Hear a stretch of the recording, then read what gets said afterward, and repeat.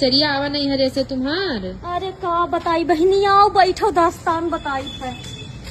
अरे तुम्हें हम का बताई, बाप महतारी रहे तब तक नैहर रहा। दुई दुई भाई हैं हमारे, दोनों मेहरी गुलाम हैं।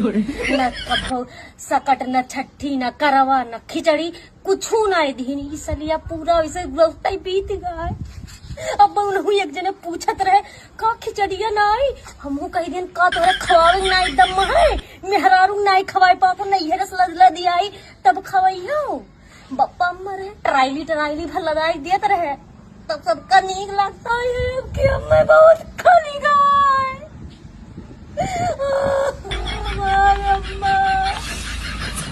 का बताए, हम नैहर छोड़ देव ना जावे।